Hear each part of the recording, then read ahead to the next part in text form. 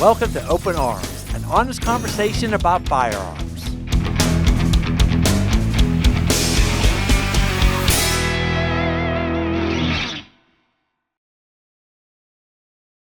Hey everyone, I'm your host Brian Lockerman, and today in the studio we have Vadim Birman. He is from the Ukraine. Welcome to the show. Thank you. Thank you. So I have a really big question for you about gun ownership. What is it like in the Ukraine? Are you allowed to just go and purchase a gun at a store, or how does it work out there? Well, to be honest, I haven't lived there for a long time. When I used to live there, the Mm-hmm. gun ownership, the only ownership was allowed was the hunting rifle that you can get Mm-hmm. in this hunting store, sports store, and that Okay. was basically it. But they still were allowed to purchase a gun, whether it be a hunting rifle or whatever, correct? Yes, you could purchase a hunting rifle Okay. with the license and all that kind of stuff. Gotcha. How was crime? The crime was, when I was growing up, the crime was not that visible, but it Mm-hmm. became more visible as the Soviet Union collapsed. Ukraine became an independent country because I grew up in the Soviet Union, and it became an independent country, Ukraine. Uh, And after the collapse, a lot of things collapsed. So it did the security, mm-hmm. um, and so the crime was, it was visible, but it was more like, it was not against ordinary people. It was basically criminals killing each other. Yeah. Oh, gotcha. So, what's your take on the Second Amendment? My take on the Second Amendment is, I mean, I'm not a legal constitutional scholar, Okay. but from what I understand, the Second Amendment has to do with militia, Yeah. something like that. Yeah. But what it basically says is, it gives us the right to bear arms. Okay. A citizen can go into a gun store and purchase a gun legally and go through all the proper, steps and paperwork and like that to purchase a firearm. What's your thoughts about that? I'm not crazy about it, to be honest. I understand arguments pro and against. Mm-hmm. Um, I mean, I'm a religious person, Okay. so from standpoint of faith, I'm not really a pro any type of device that terminates life. I understand. Faith is about life, so any type of device that terminates life is not where I would kind of something that I would support or encourage happening. I understand that. Not really crazy about this. But the thing is, like, even if, we weren't allowed to have them, criminals will still get them. The bad guys will have them. So don't you think we should have a right to protect ourselves too in that case? Yeah, that makes sense. Logically, it makes a lot of Mm-hmm. sense. And as I said, I understand all the logical arguments pro ownership. That for sure that when the only one who stops the bad guy with a gun is a good guy with a gun. That's true. That's a good statement. I like that. Well, it's not my statement. I know. But I understand logically it would make sense. But from the standpoint, again, I'm looking from a position of faith. Okay. Standpoint of faith, it doesn't matter. It's basically do what you got to and let the things shake out the way they may be. I know. I understand that. And so that, I mean, it's a high road, and perhaps it's easier said than done. Yeah. And if I'm put in the situation, if my house is invaded by someone, what am I going to do? Allow them to do whatever they want, or defend my family? I don't know. I'm not in that position, and I don't want to be in that position. So I didn't want to hypothetically imagine these. I hear what you're saying. However, I mean, unfortunately, sometimes you are in that position.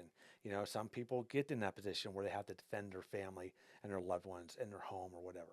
So, therefore, like I said, having that Second Amendment and allowing us to be able to do that, I think it's a very good thing. That's again, these are just opinions. Your opinion and my opinion. There's no right or wrong here. That's for sure. Yeah, no, I understand. Of course, that's I totally understand where you're coming from, Mm-hmm. and I'm not going to argue that you shouldn't, Yeah, because I don't want to be righteous at somebody else's expense. exactly. I mean, let people decide what how they're going to position themselves in this, present in various types of situations. So that is of course the most, like, I don't say it's the most ideal situation for owning a gun. Uh-huh. It's that. Exactly. Yeah.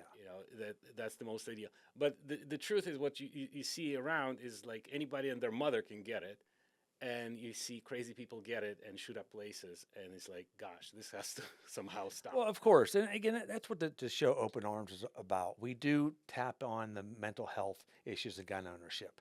That is something that has to be addressed. There's no question about it. I think we need to, focus more on people's mental health than anything these days.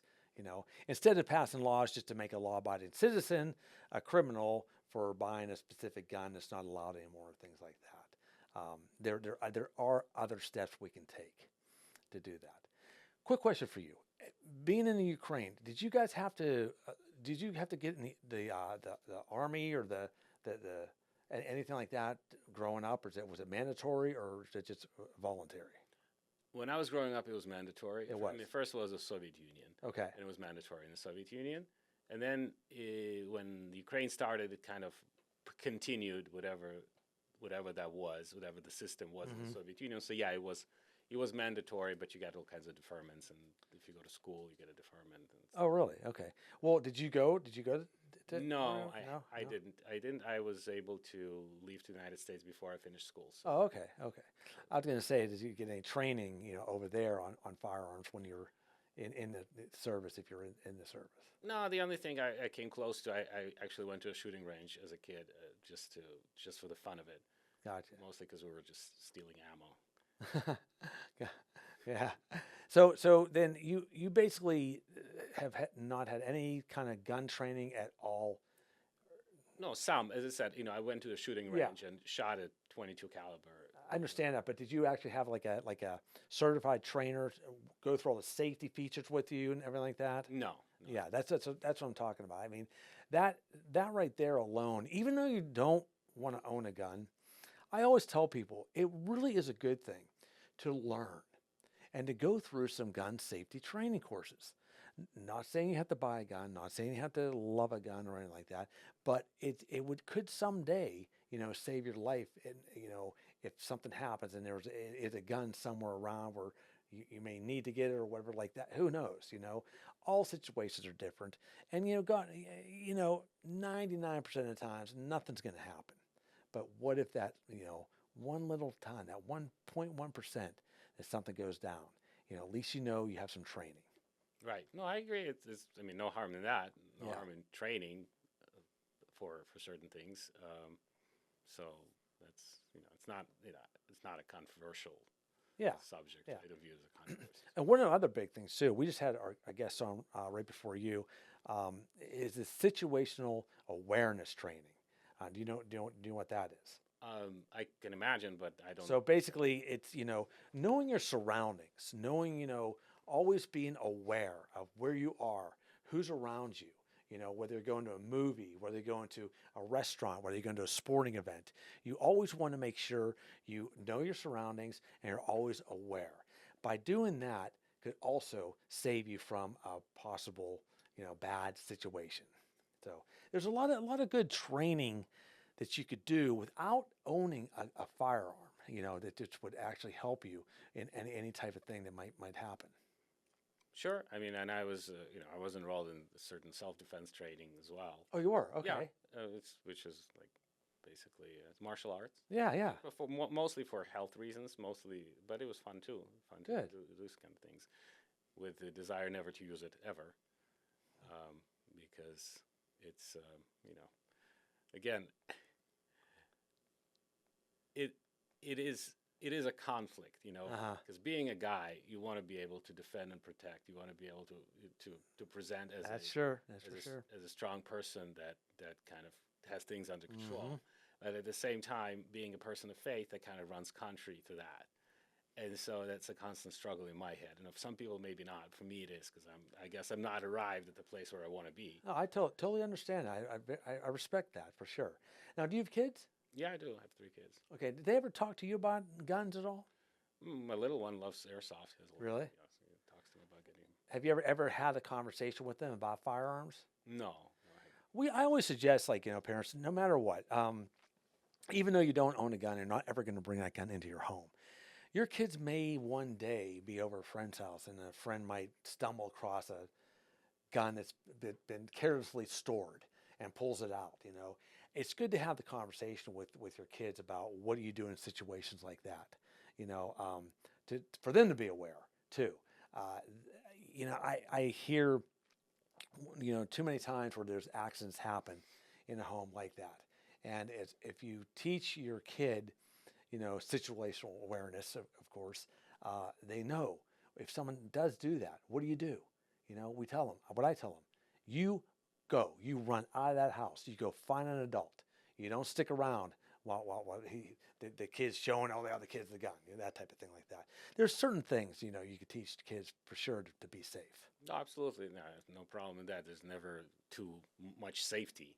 Exactly. Oh, yeah. We stress on that. We tell all of our students, just because you take one safety class and one shooting class, don't stop there.